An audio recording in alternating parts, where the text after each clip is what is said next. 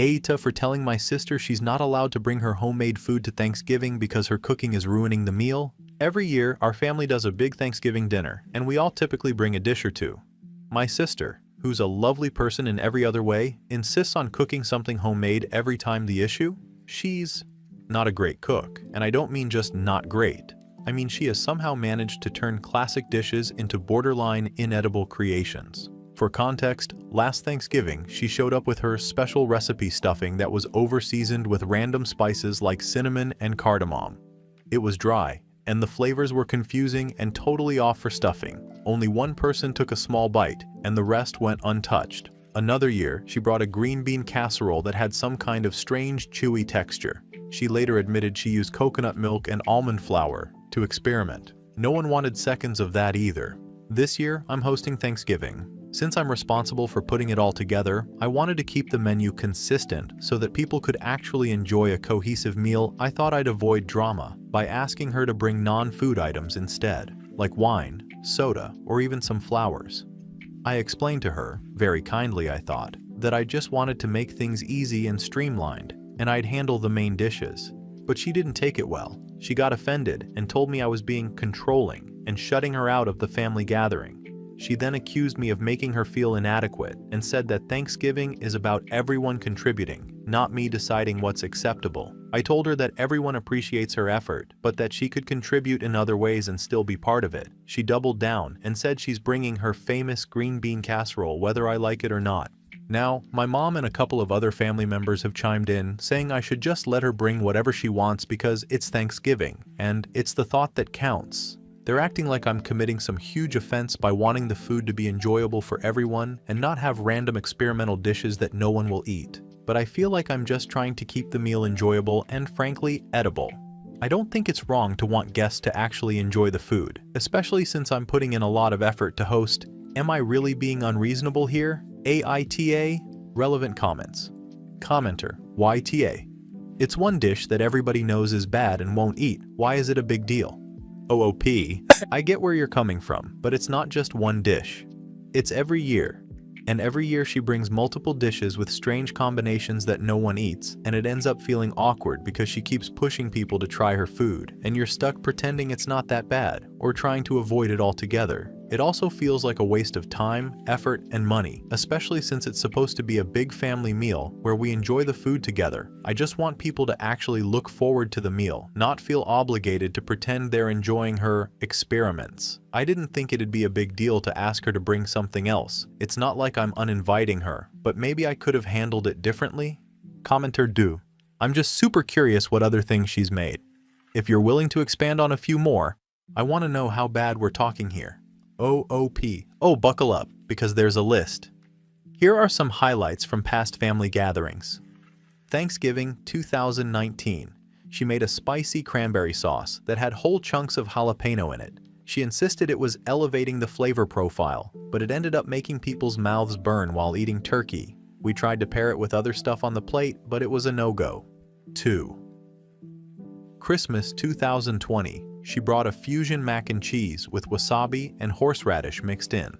Let's just say it was a very unexpected flavor to experience in a traditionally creamy, comforting dish. There were some coughs and watery eyes at the table that night. 3. Easter 2021. She made a carrot salad that had shredded carrots, raisins, and sardines. She claimed it was based on some Mediterranean recipe, but I'm pretty sure no Mediterranean grandma would approve. 4. Last Thanksgiving. This was the infamous cinnamon cardamom stuffing. She wanted it to be warm and aromatic, but it ended up tasting like a holiday candle. The texture was also super dry, and even though she noticed no one was touching it, she blamed it on us, not appreciating new flavors. 5. Family BBQ this past summer. She did a BBQ tofu thing that had an odd vinegar peanut butter sauce. I don't know what cuisine inspired that, but it didn't belong anywhere near a grill. People tried to be polite, but most of it ended up going home with her. So, yeah, this isn't just me being picky. She's made some real adventures out of classic dishes, and I'm genuinely nervous for what she's planning with this whole Thanksgiving trio experience. Commenter 3. Let her bring it. Maybe she's been practicing and it's good. If not, maybe she'll get the hint. OOP. I see what you're saying, but honestly, she's been practicing for years, and it hasn't improved. If anything, she's getting more experimental and doubling down on weird flavors and substitutions. And I don't think she'll take the hint. She's pretty proud of her cooking and genuinely seems to think we're just not appreciating her creativity. If I thought it would lead to her realizing it's not working, I'd let it go. But instead, she just gets upset if people don't eat it. And it becomes this whole thing, I'm just trying to keep things simple and enjoyable for everyone without the awkwardness. Maybe there's a middle ground I'm missing? Commenter Quat. A soft YTA. Just let her bring what she wants. It's not hurting you. You don't have to eat it. It might even be fun to pretend it's the best thing ever and throw some away when she isn't looking. To make her feel good, it could be part of the traditional holiday experience. OOP.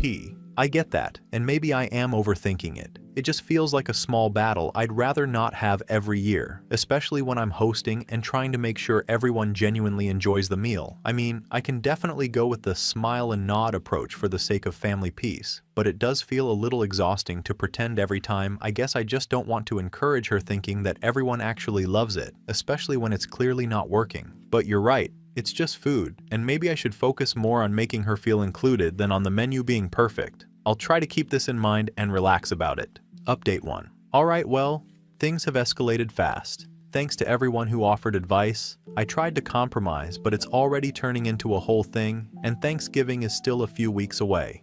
After our last conversation, my sister was being pretty cagey about what she planned to make, so I reached out to my mom, hoping she could help smooth things over. Instead, she got defensive, saying I'm overthinking, and that it's just one dish. I told her I wasn't sure it was just one dish anymore, especially after hearing about my sister's grocery haul, including canned oysters and edible glitter. Then my mom let slip that my sister has been hard at work on some creative menu she's planning as her Thanksgiving surprise. Apparently, she's been telling the family group chat, which I wasn't included in by the way, that I'm being controlling and that she wants to expand everyone's palate with something truly unique. To top it off, my cousin sent me a screenshot from the group chat where my sister said she's bringing not one but 3 dishes to Thanksgiving now. She's calling them her Thanksgiving Trio Experience, complete with their own place settings and little menu cards she's designing. I'm officially panicking because I have no idea what she's planning to serve, and from what I've heard, it's not remotely traditional. At this point, half the family thinks I'm overreacting, while the other half is texting me with things like, "Is she really bringing glittered sweet potatoes?" I feel stuck. If I try to control it anymore, I'm the bad guy. But if I don't, Thanksgiving might turn into a tasting event for my sister's avant-garde cooking. So yeah, Thanksgiving is weeks away, and it's already become a family spectacle. I don't know whether to brace myself or just preemptively order pizza. Relevant comments. OOP when told to let the sister take charge for the meal. Ha ha ha. I have to admit, that idea is very tempting. Letting her take the spotlight with her Thanksgiving Trio Experience while I sit back and sip on a glass of wine sounds like one way to make a memorable holiday, especially if everyone gets to see exactly what I was trying to save them from. It would be kind of poetic to just lean into the chaos and let her creations be the star of the show, for better or worse. I have a feeling it would definitely be a Thanksgiving to remember, even if I'd have to brace myself for the family reactions. It's like a mix of malicious compliance and hands-off hosting. And I kind of love the idea of just throwing in some edible arrangements, a ton of drinks, and calling it a day. And yeah, if it all goes sideways, I'll have plenty of remember that one Thanksgiving stories to pull out in the future.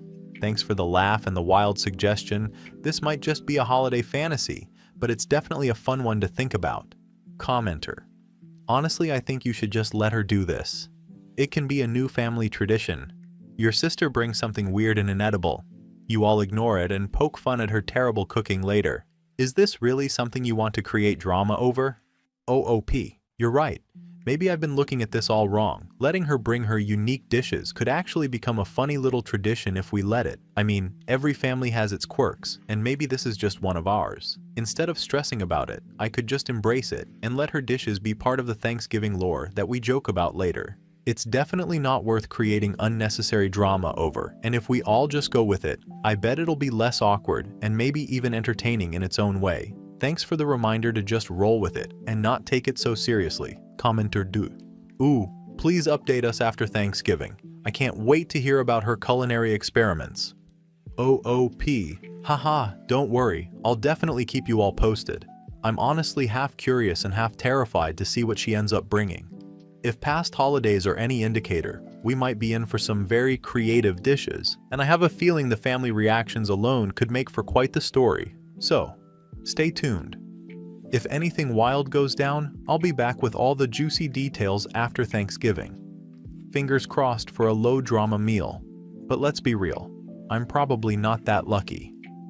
Update 2. Here we are, the day before Thanksgiving, and things have continued to spiral. I decided to let my sister move forward with her trio experience, since pushing back more would only make things worse. I thought we had a plan. She'd bring her dishes, and I'd make sure there were plenty of other options to keep the peace. This morning, my mom let me know that my sister is now adding a surprise dish to her contributions.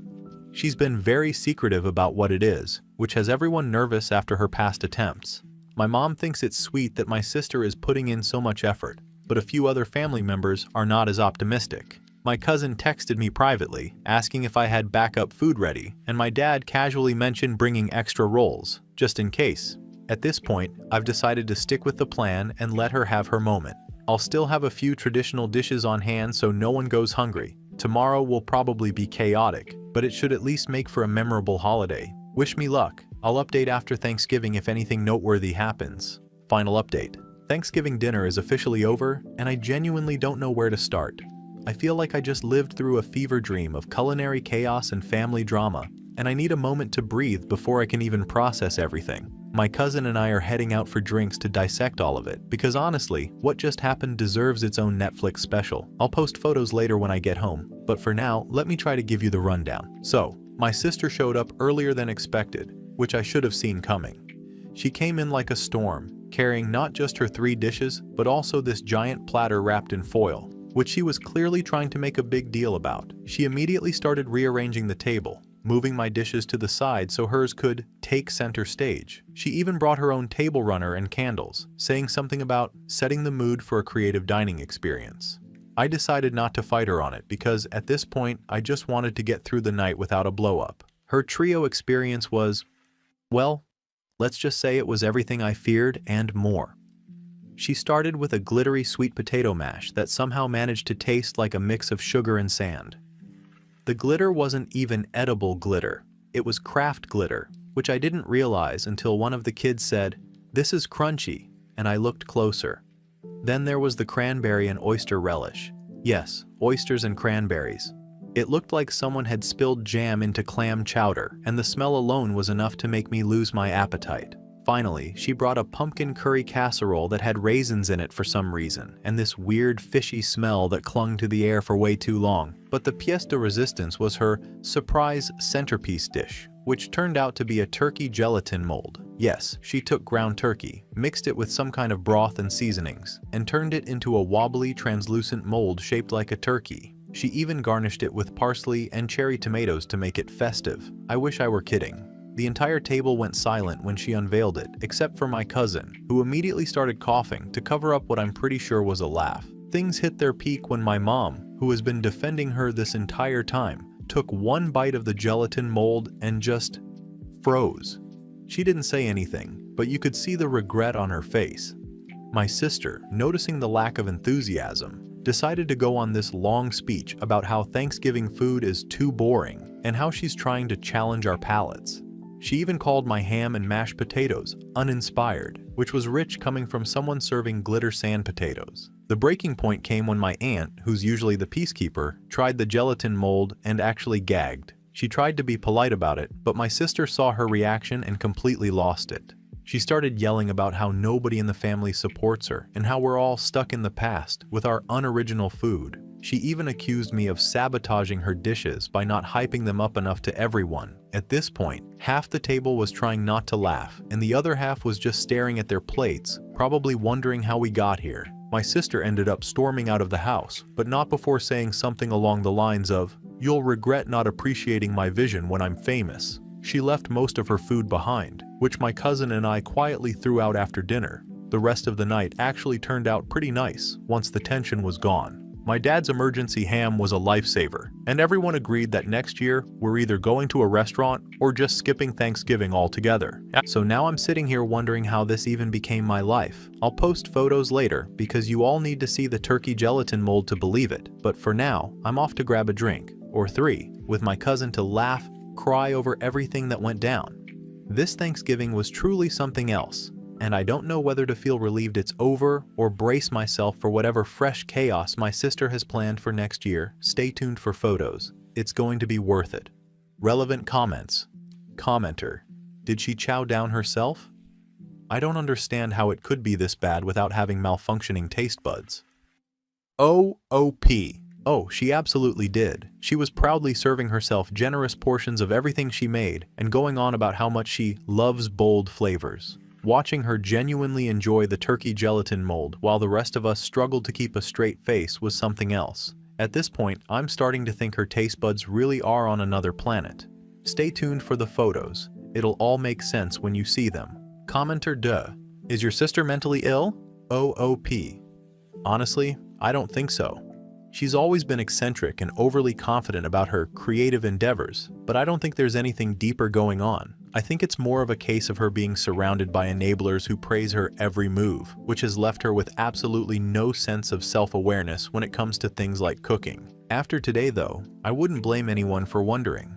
Watching her proudly present the turkey gelatin mold like it was a work of art really made me question how she doesn't see what everyone else sees. Hopefully, this Thanksgiving was enough of a reality check to make her rethink things, but knowing her, she'll probably double down next year.